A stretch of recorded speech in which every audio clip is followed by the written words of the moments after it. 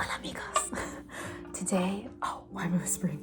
Today I wanted to talk about what I do to protect my brain.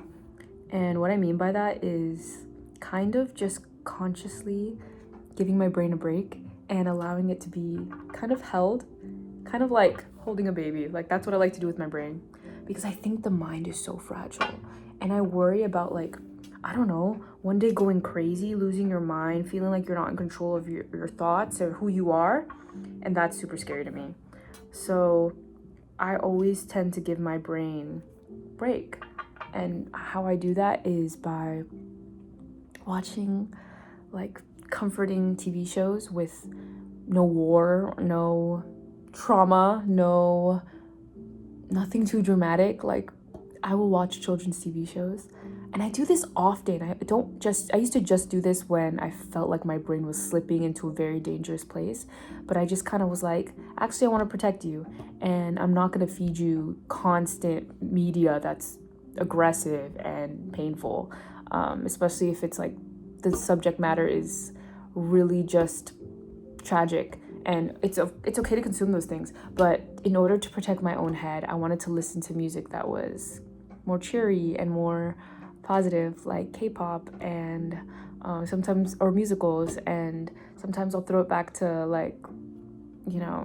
Disney Channel days. I'll watch Bluey. I love Bluey. I'll watch Bluey. And it's made me a much more sensitive person. I'm realizing. I'll watch Curious George. I'll watch just like We Bare Bears, just like things that like calm my brain and kind of don't necessarily need to intrigue me or interest me, but just kind of give little 5-year-old Joe a hug. And I want to make a video about that. But I also just think that it's really nice to just give my brain a hug every once in a while and just say, I'm not going to feed you, constant depression, or I'm not going to feed you constant tragedy or trauma by watching, listening, and reading things that are going to be painful all the time. I definitely do read things that are a lot, and the real world is scary enough, but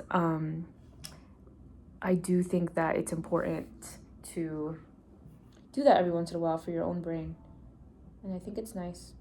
I think it's nice for your brain. Anyway, I just wanted to share that idea in case you weren't aware of it, to maybe listen to K-pop or just enjoy things that aren't so much, If you want to go back to like stuff that you loved when you were a kid, that stuff is probably going to do the best job of hugging your mind. And that's it. This sounds like a really silly idea, but that's everything.